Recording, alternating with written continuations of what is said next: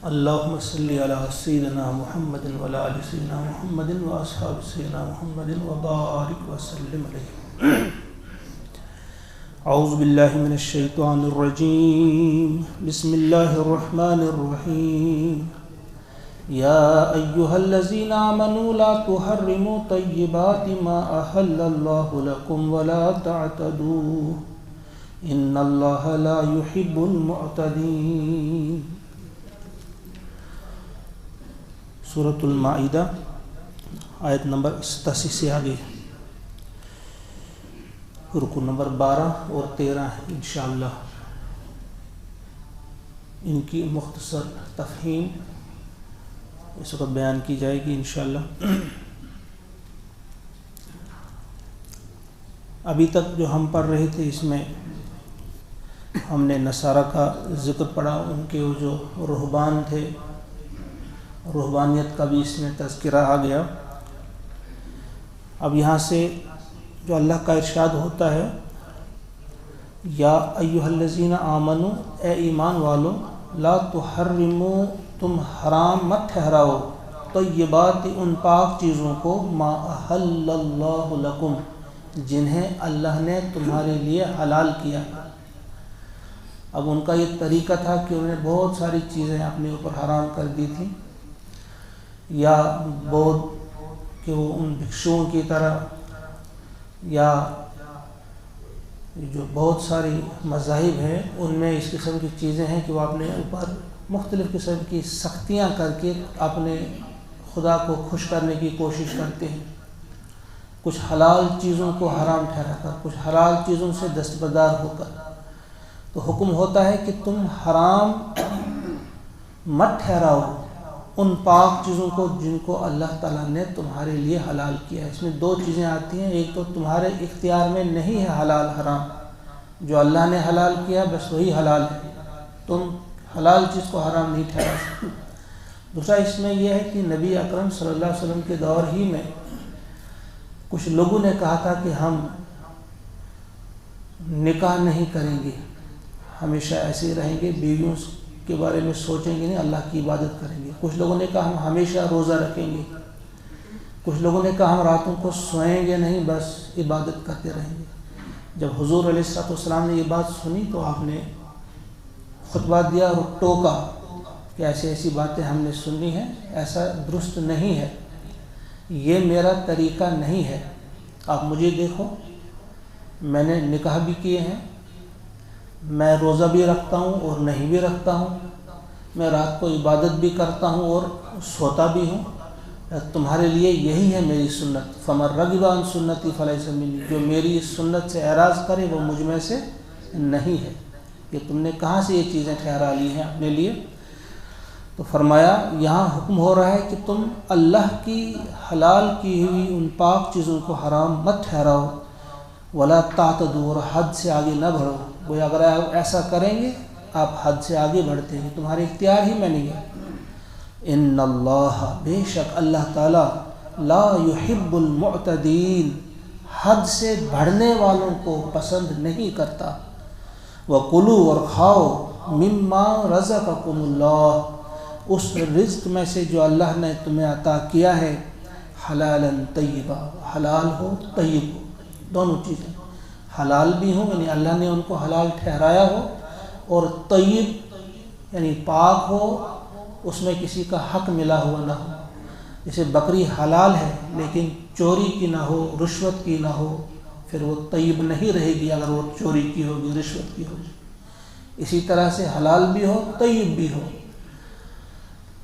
بلی کو نہیں کھا سکتے ہیں، چاہے وہ آپ کی اپنی کمائی کی ہو، اپنے گھر کی ہو، لیکن اس کو اللہ نے حلال نہیں ٹھہرایا.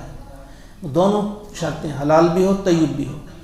واتقوا اللہ، اور اللہ کا تقوی اختیار کرو. الذی انتم بہ مؤمنون، جس کو تم مانتے ہو، جس پر تم ایمان لا چکے ہو، اس کا تقوی اختیار کرو. لا یؤاخذکم اللہ باللغو فی ایمانکم، لا یؤاخذکم، تمہارا مواخذہ نہیں کرے گا، تمہاری گرفت نہیں کرے گا، تمہیں نہیں پکڑے گا اللہ تعالیٰ باللغو فی ایمانکم، تمہاری ان قسموں پر جو تم نے لغو قسم، بے ارادہ قسمیں جو تم نے کھائی ہوں، ان پر تمہاری گرفت نہیں ہوگی۔ وَلَٰكِن يُؤَاخِذُكُم، بلکہ تمہاری گرفت ہوگی، تمہارا مواخذہ کرے گا اللہ تعالیٰ ان قسموں پر بما عقدتم الایمان، جو تم نے مضبوط قسمیں کھائی ہوں، ارادتاً کھائی ہوں اور مضبوط ہوں۔ تو یہاں قسموں کے بارے میں بھی یہ ذہن میں رہے کہ ایک قسم وہ ہوتی ہے جسے ہم یمین غموس کہتے ہیں، یعنی کوئی کام آپ نے کیا تھا، آپ نے قسم کھا کر کہا کہ نہیں میں نے ایسا نہیں کیا۔ ماضی میں آپ نے کوئی کیا تھا، آپ نے کہا نہیں میں نے ایسا نہیں کیا تھا، یا نہیں کیا تھا آپ نے قسم کھا کر کہا کہ میں نے کیا ہے، غلط قسم کھائی، تو اس پر توبہ ہے، اس کے لیے کوئی کفارہ نہیں ہے۔ ایک قسم جسے قسم لغو کہتے ہیں، بے ارادہ، جو تکیہ کلام کسی کا ہوتا ہے، واللہ باللہ تاللہ، یہ عربوں کا طریقہ تھا، آج تک ہے، یہ بلا ارادہ قسمیں جو کھائی جاتی ہیں، تکیہ کلام کسی کا ہوگا، اس پر بھی کوئی کفارہ نہیں ہے۔ اگر اس قسم کو بھی توڑا جائے اس کے لیے بھی کوئی کفارہ نہیں ہے۔ اور ایک ہوتا ہے یہ والی قسم جو انسان نے جان بوجھ کر کھائی ہو، اس پر گرفت ہوگی، یعنی آپ نے قسم کھائی ہے کہ میں آئندہ کوئی کام کروں گا، یا قسم کھائی آپ نے کہ میں آئندہ کوئی کام نہیں کروں گا، مستقبل کے لیے کوئی ایسا کیا، لیکن پھر اگر آپ نے اس قسم کو توڑا تو کیا کرنا ہوگا؟ فَكَفَّارَتُهُ، اس کا کفارہ ادا کرنا ہوگا، اطعام 10 مساکین، 10 مسکینوں کو کھانا کھلانا ہوگا۔ کیسا کھانا؟ من اوسط ما تطعمون اہلیکم، ایسا اوسط درجے کا کھانا جو آپ اپنے بال بچوں کو کھلاتے ہیں۔ او کسوتہم، یا انہیں پہنانا ہوگا، کپڑا لباس دینا ہوگا۔ او تحریر رقبہ، یا ایک غلام آزاد کرنا ہوگا۔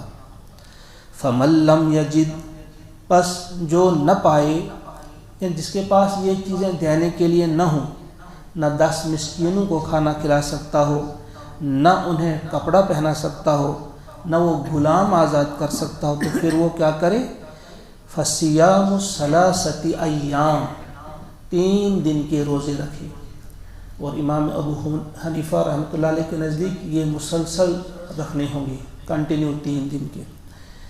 تو یہاں ایک اور چیز بھی ذہن میں رہے کہ جو کفارہ ادا کیا جاتا ہے، مسکین کا کھانا کن کو کھلانا ہے، جیسے روزوں کا بھی جب ہے فدیہ، جو نہیں رکھ سکتا، کوئی اتنا علیل ہے کہ اب وہ روزہ رکھ نہیں سکتا، اس کا فدیہ اسے دینا ہے، تو یہ کون ہے جو یہ کھا سکتے ہیں؟ یہ ہر شخص نہیں کھا سکتا۔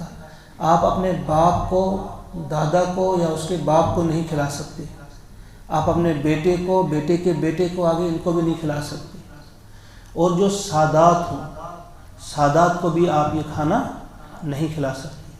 اور سادات میں عام طور پر سمجھا جاتا ہے جو فاطمی سید ہوں، فاطمہ کی اولاد سے، حضرت علی کی جو اولاد ہے فاطمہ سے، جنہیں ہاشمی وغیرہ کہا جاتا ہے، ان کو آپ یہ چیزیں نہیں کھلا سکتے۔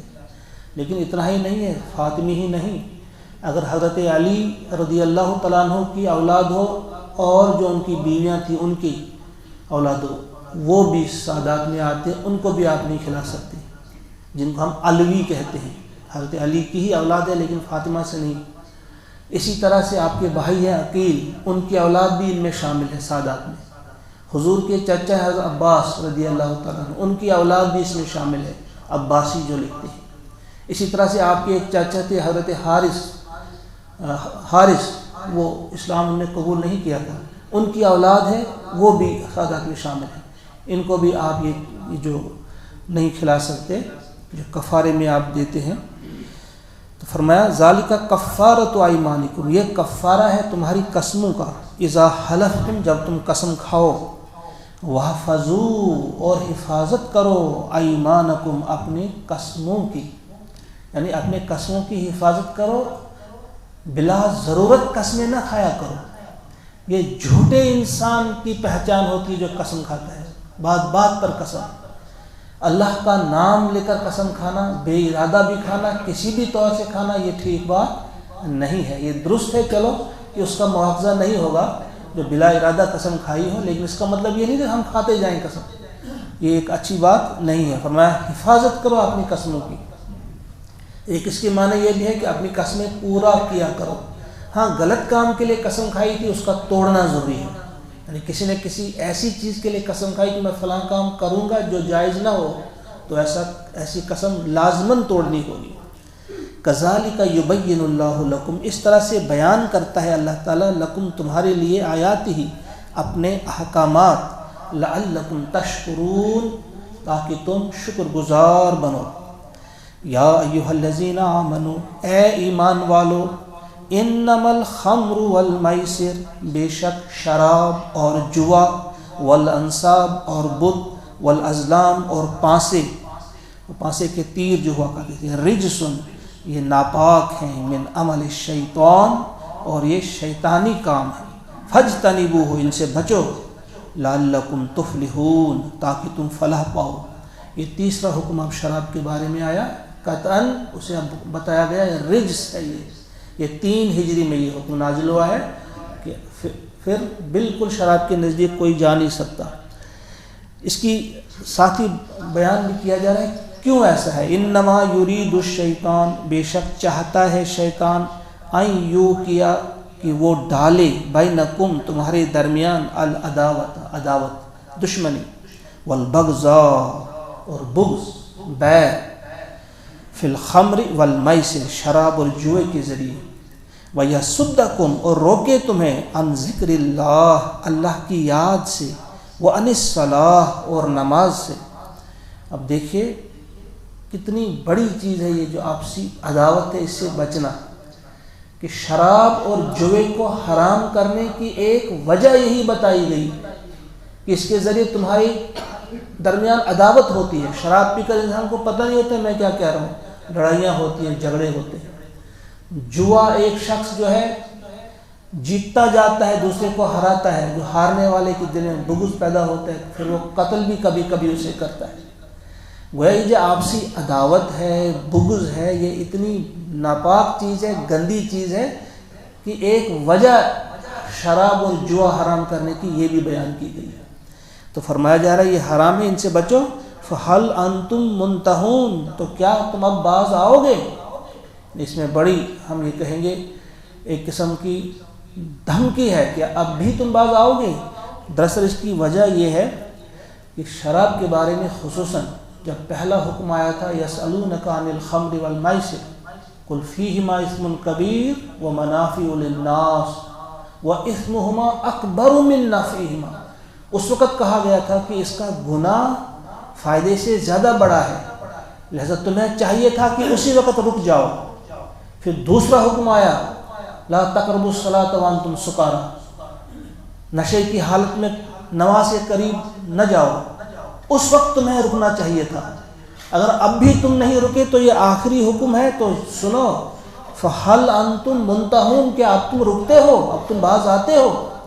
وہ اگر اب بھی باز نہیں آؤ گے تو یاد رکھو، وَأَطِيعُوا اللَّهَ، اطاعت کرو اللہ کی، وَأَطِيعُوا الرَّسُولَ، اطاعت کرو رسول کی، وَاحْذَرُوا، اور اب باز آ جاؤ، اب بچو اس چیز سے، فَإِن تَوَلَّيْتُمْ، پھر اگر تم نے نافرمانی کی، فَاعْلَمُوا، تو جان لو، أَنَّمَا عَلَى رَسُولِنَا، ہمارے رسول پر یقیناً، البلاغ المبین، صاف صاف پہنچانے کی ذمہ داری ہے۔ یاد رکھو، اگر تم نے پھر اعراض کیا، تم نے پھر نافرمانی کی، ان گندی چیزوں کے قریب تم پھر گئے، تو پھر یاد رکھو میرے رسول کا کام اتنا ہی تھا، پہنچانا، باقی میرے ذمہ ہے، میں خود اس کا انتقام لوں گا۔ اب جب یہ حکم آیا، تاکیدی حکم آیا، تو بہت سارے صحابہ گھبرا گئے کہ جو آج تک اب ہم نے کی غلطی، اب کیا کریں گے؟ آج تک جو ہم سے شراب بھی ہوئی ہے، جوا بھی کھیلا، یا کیا کیا کام کیے ہوں گے۔ جب وہ بڑے نادم ہوئے تو اس پر آیت نازل ہوئی، لیس علی الذین آمنوا، نہیں ہے ان لوگوں پر جو ایمان لے آئے، وہ عملوا الصالحات، جنہوں نے نیک کام کیے، جناح، ان پر کوئی گناہ نہیں ہے، فیما تعیموا، جو کچھ وہ کھا چکے، جو کچھ آج تک وہ کھا پی چکے، اس پر اب ان کا کوئی گرفت نہیں۔ گویا یہ جو لا ہے، یہ والا قانون جو ہے، یہ فزیکل لا نہیں، یہ مورل لا ہے. اس سے وہ کہیں آپ کی رگوں میں نہیں رہا ہے. یہ گناہ جو ہوتا ہے اس کا ایسا تعلق ہوتا ہے کہ اگر احد پہاڑ کے برابر بھی کسی نے گناہ کیے ہوں تو حضور فرماتے ہیں صلی اللہ علیہ وسلم التائب من الذنب کمن لا ذنب لہ، گناہ سے توبہ کرنے والا ایسا ہے جیسے اس نے گناہ کیا ہی نہیں. گویا اگر کسی سے یہ غلطی آج تک ہوئی ہے شراب کی یا کسی کی بھی، بس جب آپ توبہ کریں گے تو بس جیسے آپ نے پی ہی نہیں ہے. وہ تو ان کے دلوں سے اس بات کو ہٹایا گیا کہ جو ہوا وہ ہوا. اذا جب متقو، جب کہ انہوں نے پرہیز کیا، وآمنوا اور پھر ایمان لے آئے، وعملوا الصالحات پھر عمل کیے، ثم اتقوا اس کے بعد پھر اور تقوی میں ان کا اضافہ ہوا، وآمنوا اور ایمان ان کا مضبوط ہوا تقوی کے ذریعے اور انہوں نے اپنے ایمان کو مضبوط کیا. ثم اتقوا اس کے بعد پھر انہوں نے تقوی اختیار کیا، واحسنوا اور اس تقوی کے ذریعے وہ احسان کے مرتبے تک پہنچ گئے. جس طرح پہلے ہم نے پڑھا امو و سمو، پھر اس کو توبہ قبول کی گئی، پھر امو و سمو کہ وہ اندھے ہو گئے، بہرے ہو گئے، یعنی گندگی غلاظت نافرمانی میں ڈوبتے گئے بہت دور پہنچے. اس طرح سے یہاں کہا گیا، یہ درجے بیان کیے گئے کہ ایک تقوی اختیار کرتا ہے، بچا وہ گناہوں سے، اور اس کے بعد ایمان لایا. وہ پہلی بیس لائن ہے کہ وہ گویا وہ اسلام اس نے قبول کیا. پھر اس نے مزید تقوی میں ترقی کی تو وہ پہنچ گیا ایمان کے مرتبے تک، دوسرا مرتبہ. یعنی اب یہ وہ والا ایمان نہیں جو پہلے تھا قانونی ایمان، اب اس نے ایمان کو مضبوط کیا. اب اور اس نے تقوی میں ترقی کی تو تقوی کے ذریعے سے اس نے اور ایک مقام حاصل کیا جسے احسان کہا جاتا ہے، جو بہت بلند مقام. اس کی وضاحت ہے اس حدیث جبرائیل میں، آپ نے سنی ہے وہ کئی بار. حدیث جبرائیل ام السنہ اس حدیث کو کہتے ہیں. جس طرح قرآن کا ایک حصہ ہے، پہلی سورت جو ہے سورۃ الفاتحہ، اسے ام الکتاب کہتے ہیں، تو اس حدیث جبرائیل کو ام السنہ کہا جاتا ہے. اس میں بڑی بنیادی چیزیں بتائی گئی ہیں. حضرت جبرائیل علیہ السلام انسانی شکل میں آئے، آپ نے کچھ سوال کیے، اخبرنی عن الاسلام، پہلی چیز اسلام کیا ہے، تو آپ نے اس کی وضاحت کی. پھر آپ نے پوچھا ایمان کے بارے میں، اس کی وضاحت کی. پھر پوچھا احسان کے بارے میں، تو پھر احسان کے بارے میں آپ نے بتایا اس وقت ان تعبد اللہ کأنک تراہ، کہ آپ اللہ کی بندگی کریں ایسے جیسے آپ اس کو اپنی آنکھوں سے دیکھ رہے ہیں. یہ تین روایتیں آئیں، تین الفاظ آئیں. ایک روایت میں ان تخش اللہ تعالی کأنک تراہ، کہ تم اللہ سے ڈرو ایسے جیسے تم اسے دیکھ رہے ہو. اور تیسری روایت ہے ان تعمل اللہ ان کأنک تراہ، تم عمل کرو اللہ کی ہدایات پہ ایسے جیسے اسے دیکھ رہے ہو. فَإِن لَمْ تَكُنْ تَرَاهُ، پس اگر ایسا نہیں ہو سکتا، یہ حالت تم پہ طاری نہیں ہو سکتی کہ تم دیکھ رہے ہو، فَإِنَّهُ يَرَاكَ، کم از کم ایسا تو ہونا چاہیے کہ آپ کا یقین ہو کہ وہ تمہیں دیکھ رہا ہے. وہ حالت اپنے اوپر طاری کرو. تو یہ تیسری چیز احسان جسے کہا گیا ہے کہ اللہ کی بندگی، اللہ کی غلامی، اللہ کی عبادت اس انداز سے کرنا کہ جیسے آپ دیکھ رہے ہیں اسے. تو فرمایا کہ اس درجے تک تم نے پہنچنے کی کوشش کرنی ہے کہ ایمان، پھر اس کو اور مضبوط یہاں تک کہ تم احسان کے درجے تک پہنچ جاؤ. واللہ یحب المحسنین، اور اللہ تعالیٰ نیکوکاروں کو، احسان کرنے والوں کو پسند کرتا ہے. ہر معاملے میں ہم آگے بڑھنا چاہتے ہیں. ہم چاہتے ہیں اچھے سے اچھا گھر ہمارا ہو، اچھے سے اچھا لباس ہو، اچھے سے اچھا کھانا ہو، ہماری اولاد اعلیٰ سے اعلیٰ مقام تک پہنچ جائے. لیکن جس چیز کی ترغیب دے رہا ہے اللہ میں کہ تم اپنے اس نیکی کا جو تمہارا معیار ہے اسے تم اوپر لے جاؤ. جتنی کوشش آپ یہاں اپنے رینک بڑھانے کی کوشش کرتے ہو کہ آپ کی پروموشن ہو جائے، پھر وہاں جائیں، پھر وہاں جائیں، اس طرح سے آپ اللہ کے نزدیک بلند سے بلند تر ہونے کی کوشش کریں. اسلام سے اوپر ایمان، ایمان سے اوپر احسان، احسان کے اس مقام تک پہنچنے کی کوشش کرو. یا ایھا الذین آمنوا، اے ایمان والو، لَیَبْلُوَنَّکُمْ، یقیناً تمہیں آزمائے گا اللہ تعالیٰ بشیء من الصید، شکار کے ذریعے، شکار کی کچھ چیزوں کے ذریعے، تنالہ ایدیکم، جنہیں پا سکیں گے، جو تمہاری گرفت میں ہوں گی، جو جن تک پہنچ سکیں گے تمہارے ہاتھ، ورماحکم، اور تمہارے نیزے، لیعلم اللہ، تاکہ جان جائے اللہ تعالیٰ، من یخافہ بالغیب، کون بن دیکھے اس سے ڈرتا ہے۔ اب یہاں حکم آ رہا ہے کہ احرام کی حالت میں آپ شکار نہیں کر سکتے۔ جب آپ حج کے لیے جا رہے ہوں یا عمرہ کرنے جا رہے ہوں، آپ حالت احرام میں ہوں، اس حالت میں آپ شکار نہیں کر سکتے۔ اللہ تعالیٰ فرماتے ہیں اللہ آپ کو آزمائے گا، اس حالت میں آپ کو بہت زیادہ شکار نظر آئے گا، تمہیں بھوک بھی لگی ہوگی، بڑی ضرورت محسوس کرتے ہوگے تم، اس وقت تمہیں ہرن بھی نظر آئے گا، کہیں خرگوش بھی نظر آئے گا، کچھ اور بھی نظر آئے گا، لیکن تم نے شکار نہیں کرنا ہوگا۔ یہ اس انداز سے تمہیں اللہ تعالیٰ آزمائے گا۔ فمن اعتدی، پس جس نے زیادتی کی، بعد ذالک، اس کے بعد بھی، فلہ عذاب علیم، تو اس کے لیے دردناک عذاب ہے۔ ہاں کچھ آگے بتا دیا گیا ہے کیسے بچیں گے آپ۔ یا ایھا الذین آمنوا، اے ایمان والو، لا تقتلوا الصید، تم نہ قتل کرو، تم نہ مارو شکار، وانتم حرم، جبکہ تم حالت احرام میں ہو، ومن قتلہ، اور جو اس کو مارے، منکم، تم میں سے، متعمدن، جان بوجھ کر، فجزاء، تو اس کے لیے بدلہ ہوگا، مثل ما قتل من النعم، اس مویشی میں سے اسی کے مثل، جو جانور آپ نے مارا ہوگا اسی کے مثل اس کا بدلہ آپ کو دینا ہوگا۔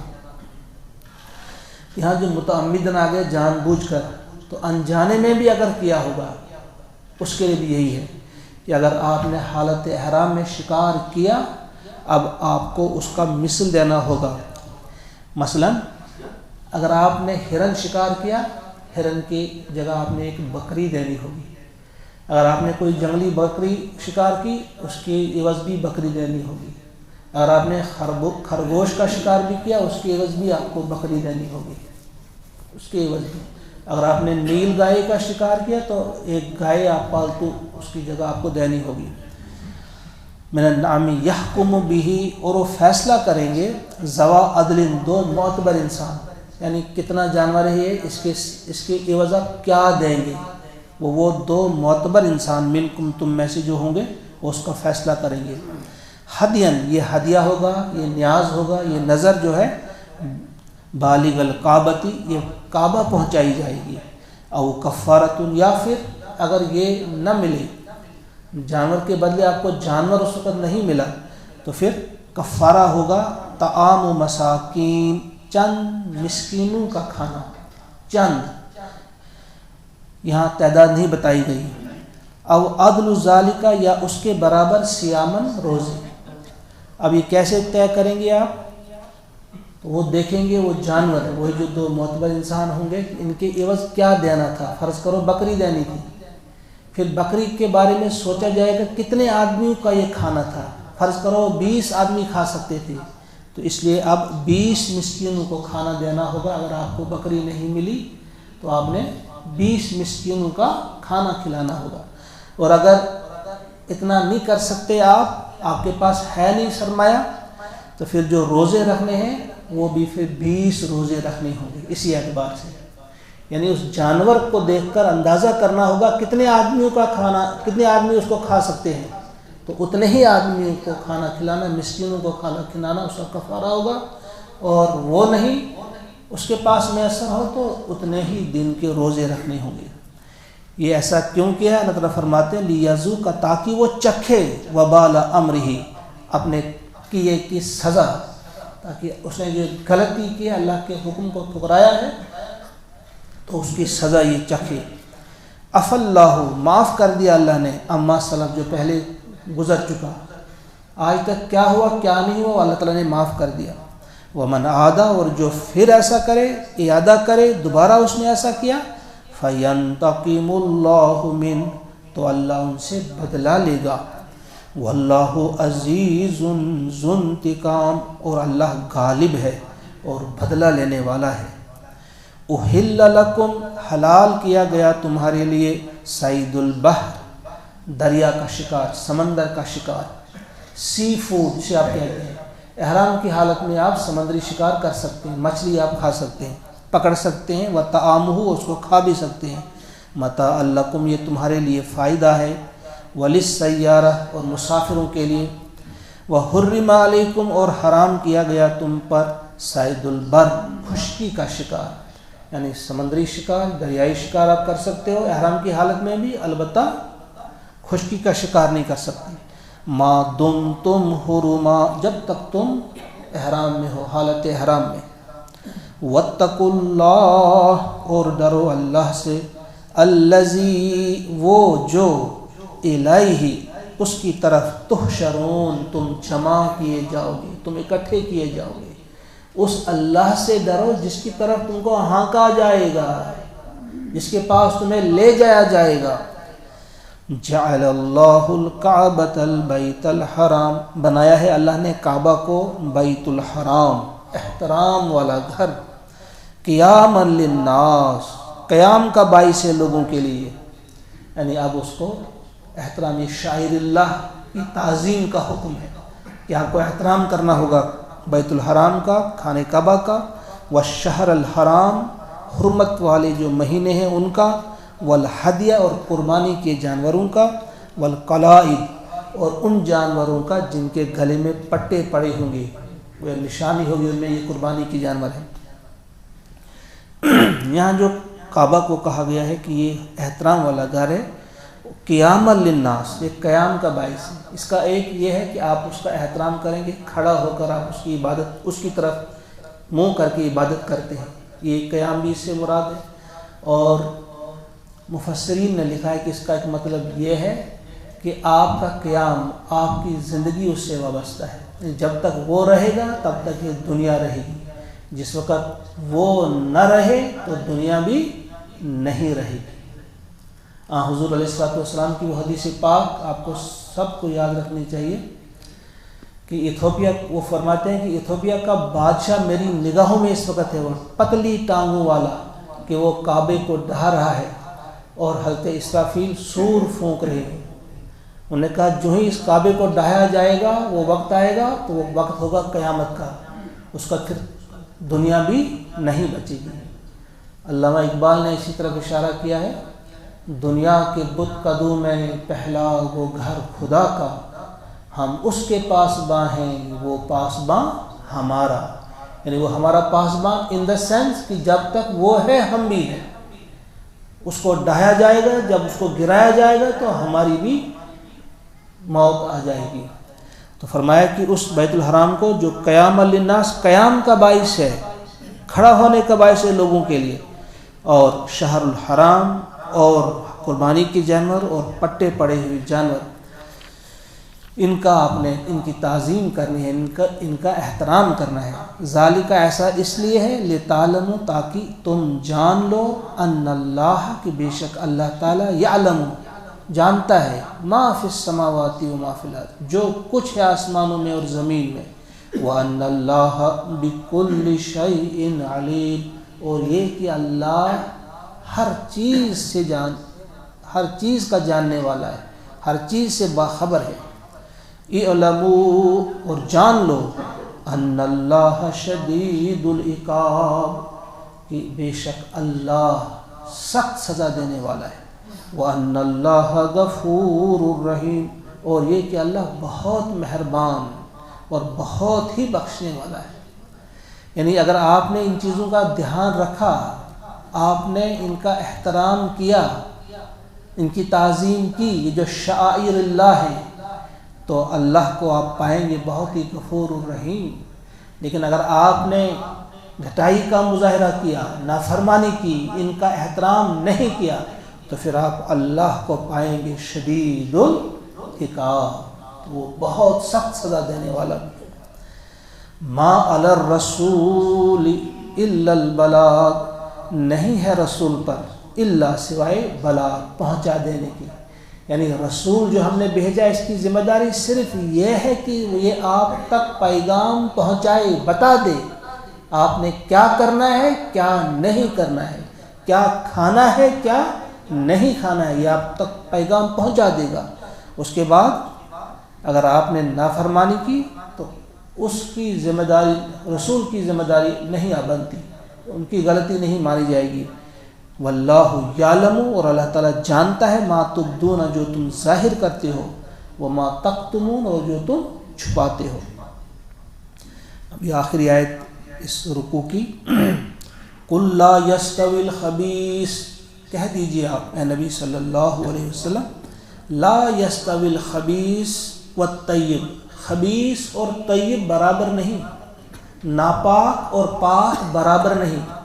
مفسرین نے لکھا ہے کہ ان سے چیزیں بھی مراد ہیں اور انسان بھی مراد ہیں، یعنی ناپاک چیز اور پاک چیز برابر نہیں ہو سکتے، اور ناپاک انسان اور پاک انسان یہ بھی برابر نہیں ہو سکتے۔ خبیث اور طیب برابر نہیں۔ وَلَوْ عَاجَبَكَ، اگر تمہیں اچھی لگے کثرت الخبیث، ناپاک چیزوں کی کثرت، مثلا اگر آپ دیکھتے ہیں کہ بہت زیادہ پیسہ کسی کے پاس ہے، بینک بیلنس ہے، بڑی بڑی گاڑیاں ہیں، لیکن وہ ناپاک ہیں، یعنی رشوت کی لی ہوئی ہے، غلط کمائی کی ہے، چوری کی ہے، ڈکیتی سے وہ آپ کے پاس بڑی بڑی بلڈنگیں ہیں، بڑی بڑی خوبصورت گاڑیاں ہیں، بڑے بڑے بینک بیلنس ہے، یہ کثرت الخبیث ہے۔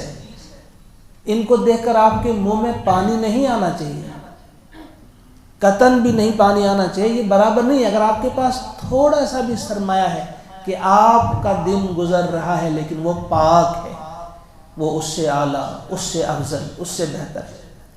تو یہ ہمیشہ ہمارے سامنے یہ چیز رہے، لا یستوی الخبیث والطیب، خبیث اور طیب کبھی برابر نہیں ہو سکتے۔